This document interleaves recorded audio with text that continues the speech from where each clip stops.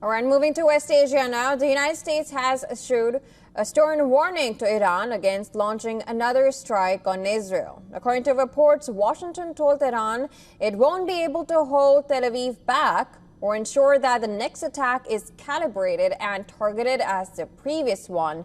Now, there's no response from the U.S. or Iran to this report, which came hours after Iran's Supreme Leader Ayatollah Ali Khamenei's latest statement. In a video released by Iranian state media, Khamenei had threatened Israel as well as the U.S. with a crushing response over attacks on Iran and its proxies. Now, he, however, did not elaborate on the timing of the attack nor its scope. Notably, Iran has notified airspace closure from tomorrow till November 6th, citing gunfire. Iran has carried out two major attacks against Israel in 2024, one in April after a strike on its consulate in Damascus that was blamed on Israel, and another in October that Tehran said was in response to the assassination of Hamas chief Ismail Haniyeh and Hassan Nasrallah, the chief of Hezbollah. Meanwhile, the war in Gaza continues. The Israeli Defense Forces said two of its soldiers have been killed during fighting in the northern Gaza Strip on Saturday. In a span of a week of operation in northern Gaza's Jabalia, the IDF said that its troops have killed some 900 terror operatives. Now, meanwhile, the World Health Organization said 4 children were among 6 people that were wounded in a strike on a polio vaccination center. WHO Chief Tedros Adhanom has said that vaccination center was in an area where a humanitarian pause was agreed to allow vaccination to proceed. On the other hand, the Israeli military said it identified 2 projectiles crossing into Israeli territory from northern Gaza. Now, it was the first such rocket fire from Gaza in weeks. Meanwhile, protests continue in Israel.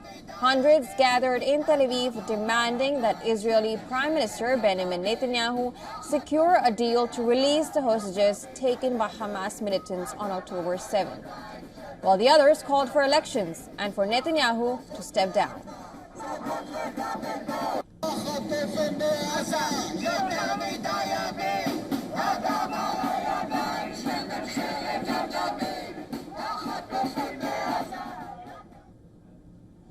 Now, WION's Anas Malik has interacted with some youth in a park and tried to understand what they think about their expectations from the government. This is in Tehran. Take a listen. My name is Mohammed, and right now I study, and my major is human science. Mohammed, there is a new government after recent elections.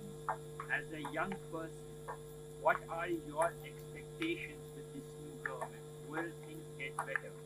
Yes, for first thing I want to talk about is education, because as I said, I'm a student, and one of the things I consider fixing is our exams, because is, in my opinion, one of the hardest things I've ever done in my life, because you have to study and just don't sleep only, for example, to get maybe a 10. So it's one of the hardest things I've ever done in my life, and since I'm in high school, it's beneficial for my future, and yeah, that's one of the things.